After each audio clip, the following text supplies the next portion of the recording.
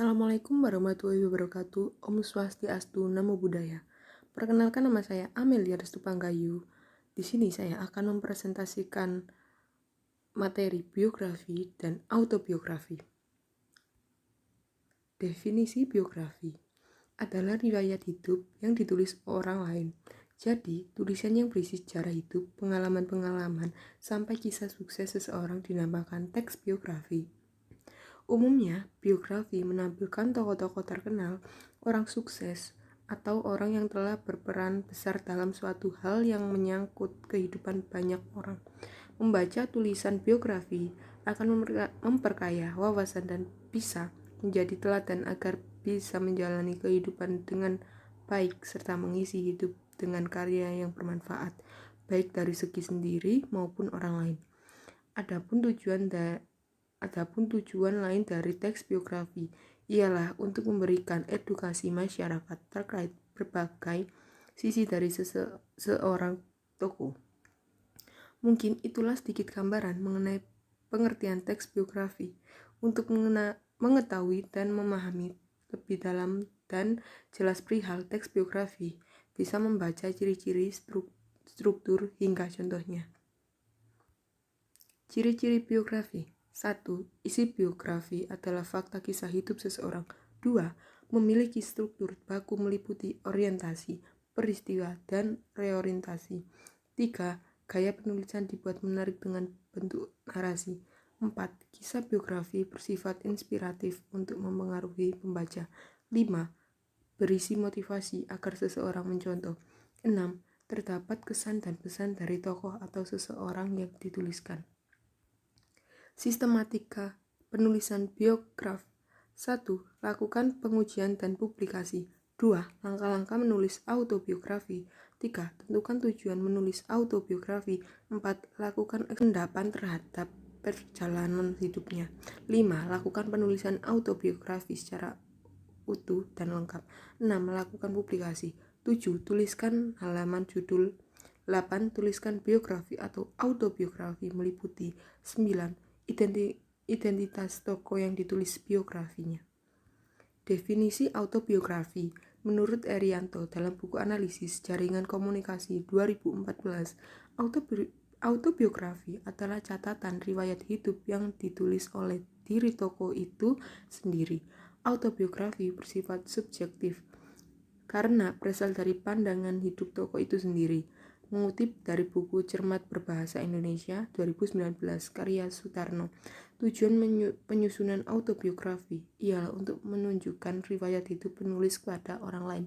Selain itu, terkadang tulisan ini juga diperlukan sebagai syarat penting di bidang pendidikan atau pekerjaan. Ciri-ciri autobiografi. Autobiografi memiliki 5 ciri, yakni berisikan riwayat hidup atau kisah perjalanan hidup.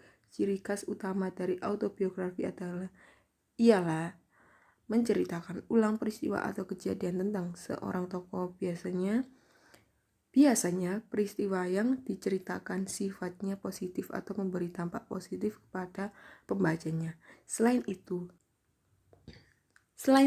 dalam autobiografi biasanya juga membuat berbagai bukti pendukung, misalnya prestasi, penghargaan, atau lainnya, dibuat supaya orang lain lebih mengenal tokoh tersebut.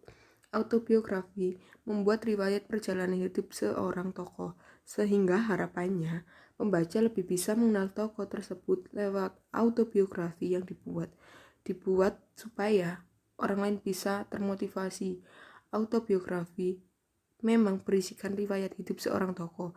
Selain untuk mengenalkan diri kepada pembaca, tulisan ini juga biasanya menampilkan informasi atau kejadian yang diharapkan bisa memotivasi serta memberi dampak positif kepada pembaca. Biasanya menggunakan sudut pandang orang pertama. Biasanya autobiografi ditulis menggunakan sudut pandang orang yang pertama. Misalnya aku, saya. Namun, tidak sedikit pula yang menggunakan sudut pandang lainnya yang dianggap lebih sesuai.